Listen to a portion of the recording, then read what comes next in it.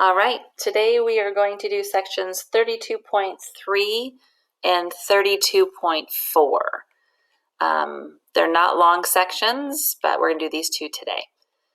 Picture on the right, this arched city gate was built by the Etruscans. The arch is held in place by the pressure of the stones against each other. Section 32.3, the influence of Etruscan engineering.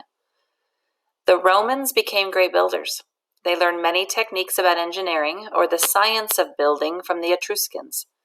Two important Etruscan structures the Romans adapted were the arch and the canunculus. Etruscan arches rested on two pillars. The pillars supported a half circle of wedge-shaped stones. A keystone in the center held the other stones of the arch tightly in place. A canunculus was a long underground trench. Vertical shafts connected it to the ground above.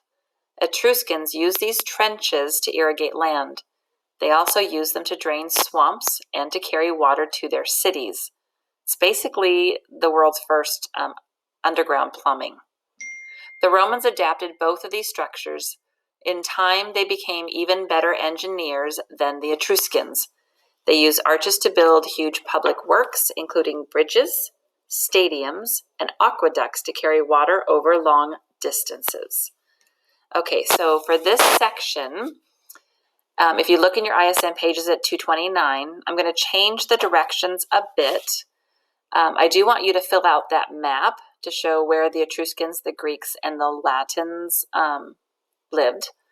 But then in each of the little boxes for each section, I just want you to do bullet points of the key things that the Romans learned and who they got them from. So, for example, you would put arches, give a little bit of detail, and say Romans behind it. So there's two main things, the canunculus and the arches. And you'll do that for each box. Section 32.4, the influence of Etruscan sporting events. Romans also adapted two bloody Etruscan sporting events. The first was slave fighting. The Etruscan custom was to stage slave fights during funerals. Two slaves of the dead master fought to the death with swords and small shields.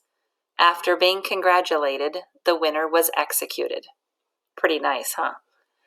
You win, now you die. The Etruscans also enjoyed watching chariot races. The charioteers, or drivers, were strapped to their chariots. If a chariot overturned, a driver could be dragged under the chariot's wheels or trampled by the horses. These fierce competitions often resulted in death or injury or death. These Etruscan sports became popular in Rome. In Roman stadiums, thousands of slaves died fighting as gladiators. These professionally trained fighters battled either each other or wild animals. Romans also flocked to see charioteers risk their lives racing four-horse teams. There's a picture of the charioteers. They risk their lives racing around the track during a chariot race. So take a moment and go ahead and fill out your sections for 32.3 and 32.4. But that is all for today.